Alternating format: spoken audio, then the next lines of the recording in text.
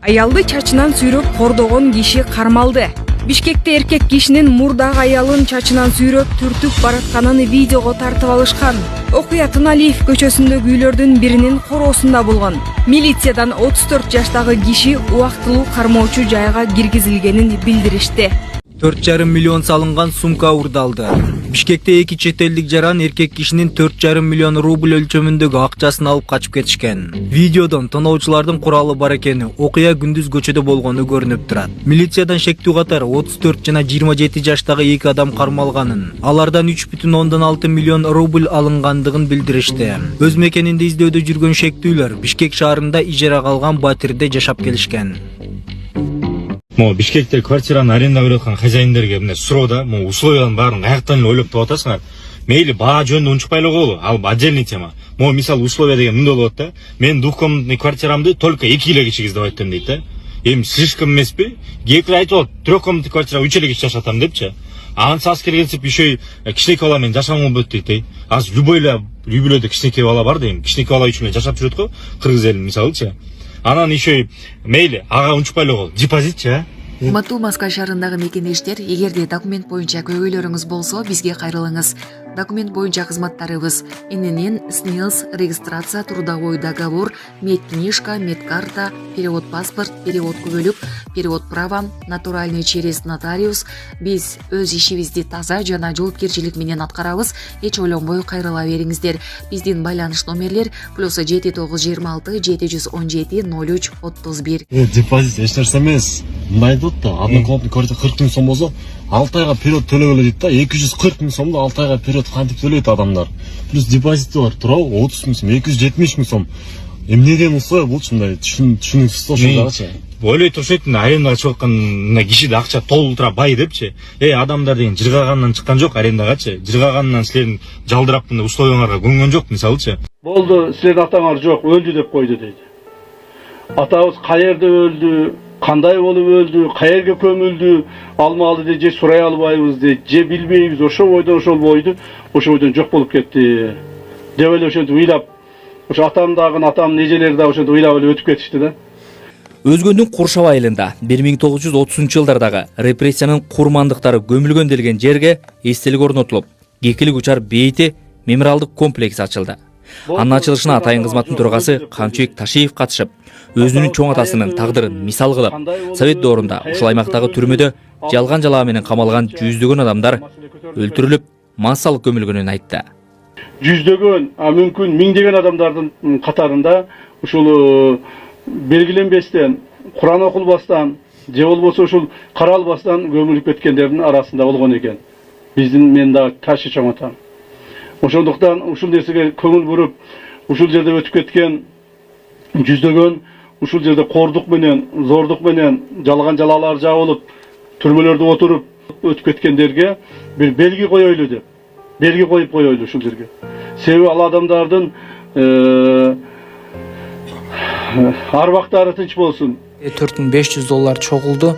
Буюрса да $35,500 калды. Кайрымдуулугуңуздарды токтотпостон бүгүн көрүп турган болсоңуздар сөзсүз түрдө ушул кызга эхсан кылып кетиңиздер. Алланын ыраазычылыгы үчүн 20-ноябрь 2024-жылга сөзсүз түрдө бир отчет кылып сиздерге айтам. Ушул кайрымдуулугуңуздардан жазбаңыздар. Аябай чоң бир суммаларды которуп, Алланын ыраазычылыгы үчүн токтотпогон инсандар бар экен. Барыңыздарга Алла ыраазы болсун. Бүгүн туруп ушул терминалга барып дагы да улантыңыздар туугандар. Ушул кыздын жакшы болуп кетүүсү үчүн. Кабат сен эми багың дагы бир жолу кайталап айтып берсең, 0554 00 70 84 эми банк номерим. Махаббат Б деп чыгат. Урматтуу эл журт, жардам берип коңуздарчы, кыйналып. Сураныч. Алла ыраазы болсун сиздерге. Ушинтип боорунан кан аралаш суюктуктар чыга баштаптыр эми. Кайдыгер карабастан биз көппүз, миллиондогон, 100 миңдеген адамдар көрүп атат.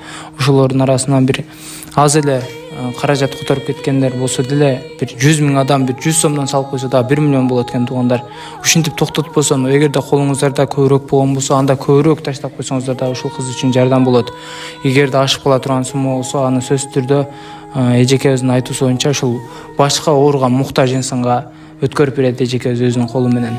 Анда бүгүн көрүп турасыздарбы, анда сөзсүз түрдө барып, терминалга барып, серикпестен туруп, ушул кызга ыхсан кылып кетиңиздер. Азыркы учурда туугандар махабаттын салмагы 43 килограммга жетиптир, арыктап. Келгиле, эми ушул кичинекей кызыбызды колдон келген жардамды берип сактап кылайлы, Алланын ыраазычылыгы үчүн. Ташиевдин айтымында Куршаптагы түрмөдө отургандар жөнүндө архивдик документтер жок болуп кеткен. Бирок абактагылардын кыйноого кабылып, жапырт көмүлгөнү жергиликтүү элдин эсинде. Мен ошол орус эжебиздин айтканы катары, далил катары ушу жолдун боюга көмүлгөн деп көбүнчө айткан эле да. Ошого катары анан кечекеде мына көчөт эгилип атканда экскаватор ошол мына жерден, ана столпадан мындайрактан бир жерди казды эле. Ошол жерден 30 сантиметр, 20 сантиметрден чукур дейм, 30 ошондой чукурлукта эле бир адамдын көкүрөк сөөгүдөн бир 10 десем жалган болуп калышы мүмкүн. 7-8 ошондой сөөгү чыкты да, кадимкидей элечи. Анан кайра алып көмүп ташташты да. Ошону көрдүм мен, ошону өз көзүм менен. Анан мына жерди сүргөндө мен ону көрбөдүм, балдар сүрөткө тартып алышкан экен, көп сөөгү чыгып калыптыр эле. Бай усталар иштеп атканда. Ону мен өзүм көзүм менен көрбөдүм, ошо балдар телефонго тартып алыптыр эле. Бул жерде көп да, эми жердин бетинде эле, эми чукур эмес да бул жерлерчи.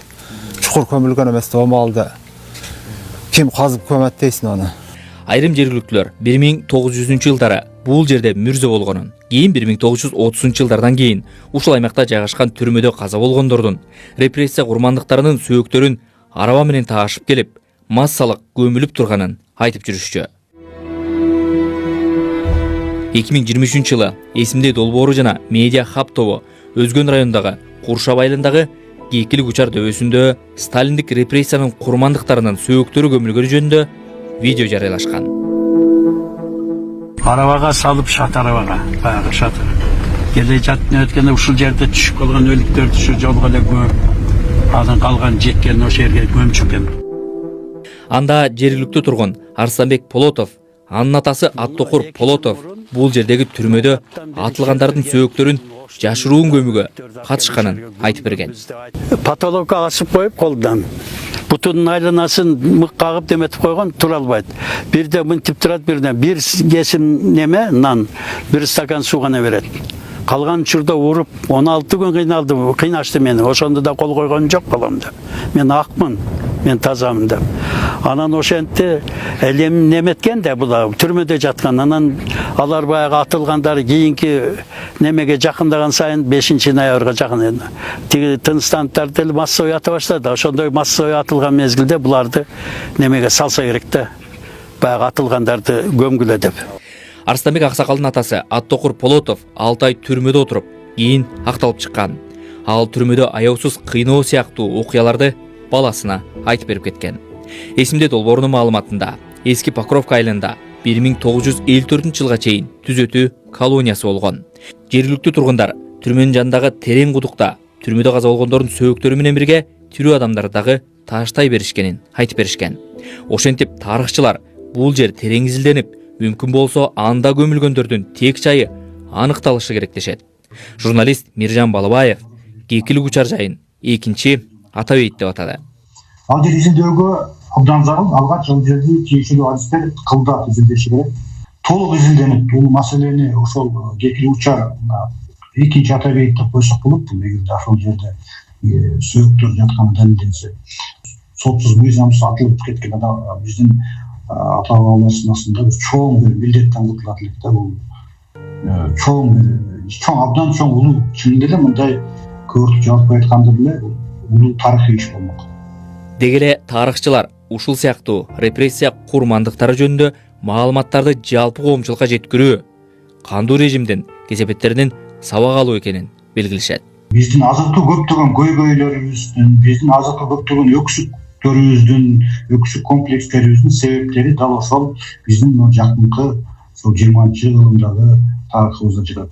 Ошол биздин элибиздин ошондой чоң апаттарга, репрессияларга, куугунтукка кабылганыбыздын кесепеттери бизге азыркыга чейин ошол кесепеттер тийип жатат. Ошол кесепеттеринен жапа чегип келебиз азыркыга чейин. Ошол кесепеттерден арылып, ошол тарыхый улуттук травмалардан, жаракаттардан арылып, анан кесепеттерден арылып айыгыш үчүн ушул керек. Советтик диктатор Иосиф Сталиндин 30 жылга чукул созулган бийлиги тушунда Кыргызстанда 20 миңден ашык адам репрессияга кабылган. Анын 137синин сөөгү учурда Бишкектин Атабейт мемориалдык комплексинде жатат. 1938 жылы атылган улут каймактарынын сөөгү арадан 53 жыл өткөндөн кийин табылганы белгилүү.